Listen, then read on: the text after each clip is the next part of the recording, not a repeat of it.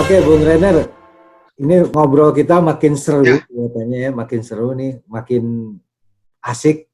Cuma karena keterbatasan waktu, jadi kita harus eh, memperpendek obrolan ini dan tiba di sesi terakhir.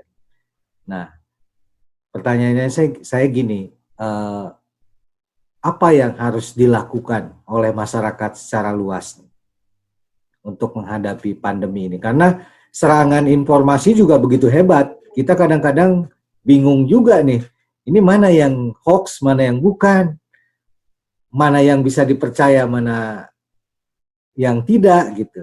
Jadi ya benar juga sih, bukan hanya social distancing, tapi social media distancing juga perlu kadang-kadang ya di situasi-situasi seperti ini.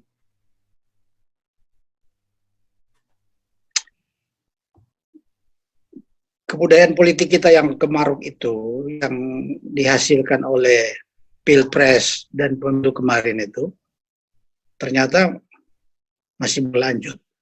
Jadi saya kira ini semacam fase yang masih dirindukan, kan begitu. Ya. Tetapi tantangannya itu justru tidak datang dari manusia itu sendiri.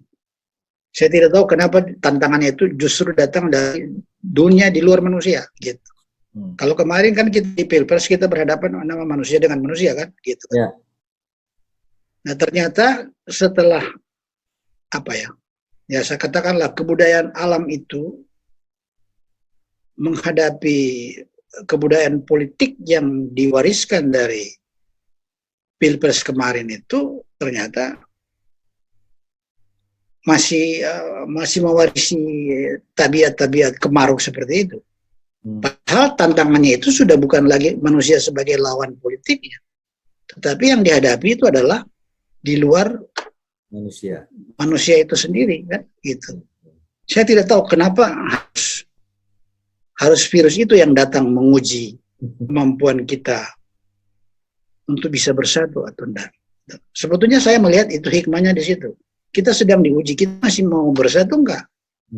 Kenapa? Karena tantangan kita bukan lagi datang dari kompetitor kita sebagai manusia, tapi yang datang adalah ya kompetitor yang sengaja kita bikin atau tidak, atau dibikin oleh orang lain, lalu diselundupkan kepada kebudayaan kita, lalu kita sendiri tergagap-gagap untuk merespon dia. Karena kita sebut saja, tiba-tiba musuh kita yang baru bukan kompetitor kita, tetapi musuh kita yang baru adalah musuh yang di luar prediksi kita. Dan anehnya kita nggak bersatu gitu ya. Iya, dan itu anehnya loh, kita dikatakan dalam tanda petik musuh yang di luar di luar prediksi kita, bahwa musuh itu datang misalnya dari negara tetangga atau enggak, itu kan bisa jadi musuh politik. Tapi tiba-tiba katakanlah musuh politik yang datang kepada kita justru makhluk alam yang kita tidak bisa deteksi. Ya toh? Dan sebetulnya itu menguji kemampuan kita untuk bisa menyatu enggak kita nih. Ya toh? Tapi ternyata sampai ini kita nggak bisa ada menyatukan. Saya lihat misalnya berita tadi aja sudah berbeda. Yang disampaikan oleh Fazlur Rahman bahwa Presiden menolak karantina yang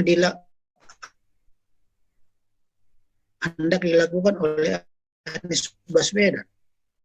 Sama juga dalam jam yang berbeda keluar berita bahwa LBP, menteri apa dia ya? Dari situ saja saya sudah melihat ada potensi bahwa ini potensi ingin bersatu untuk melawan musuh yang tidak bisa kita lihat ini belum nampak. Jadi tunggal ikaan kita diuji dengan COVID-19 ini sebenarnya ya. Ya, justru yang menguji adalah bukan manusia, tapi makhluk lain gitu, ya kan? Bagi saya itu ya sesuatu yang yang boleh disebut aneh bagi saya. Ya. Kalau saya melihat itu secara Nah, kira-kira langkah yang harus dilakukan oleh kita sebagai masyarakat ya, paling tidak untuk supaya penularannya ini bisa diputus, kemudian kita kembali normal. Dari sudut pandang kebudayaan, apa yang harus kita lakukan?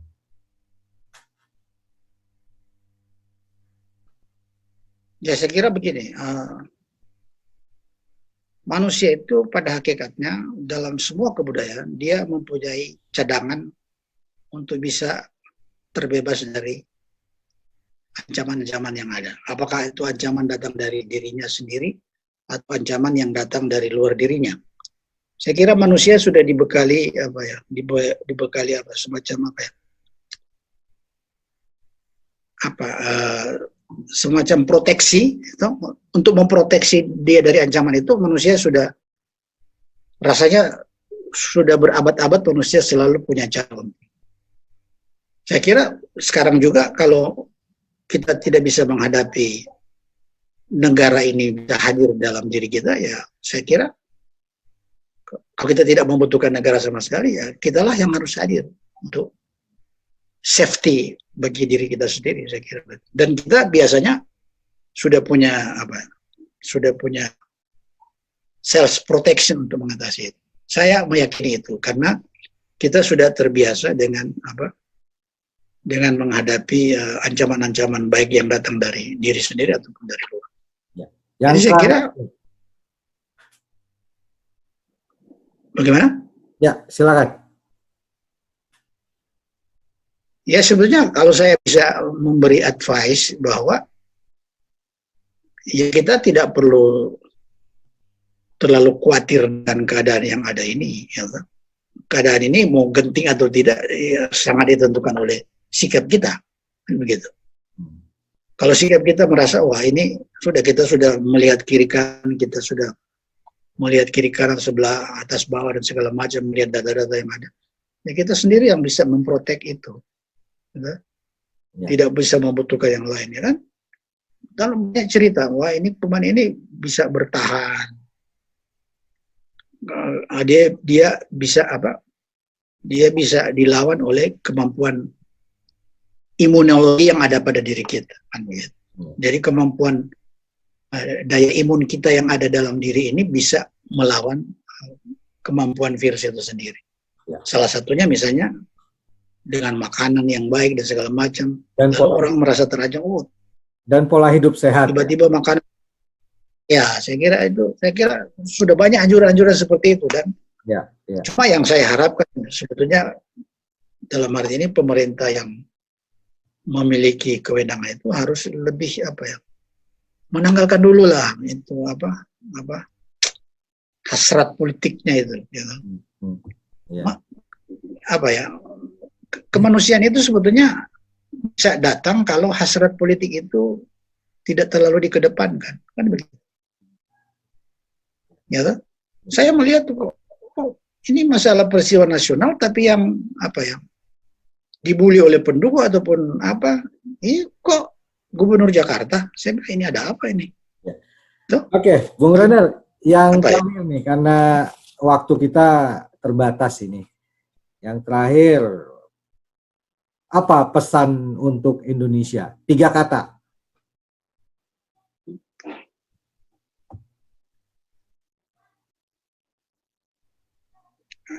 3 kata ya? Pelit banget kau ini. Ya, saya kira apa ya? Kalau 3 kata ya, saya hanya bisa menganjurkan kita apa ya? Harus lebih menanggapi sesuatu itu dengan make sense, ya, dengan akal sehat. 1, kedua, kita harus apa ya, harus mengedepankan rasa kebersamaan itu, ya, rasa solidaritas itu yang harus kita kedepan. Itu kedua. Ketiga sebetulnya adalah kemampuan spiritualitas kita yang selama ini mungkin tidak kita sadari sedang terganggu, oleh ulah kita dan lain-lain. Itu harus dikuatkan kembali. Saya kira bencana yang paling berat itu adalah ketika rasa spiritualitas kita itu jadi drop, bangkrut. Jadi itu bahasanya yang sederhana. Bahasa hati kita itu harus lebih diteguhkan. Kalau akal sehat sudah mengatakan begitu, saya kira hati itu akan sendiri dengan.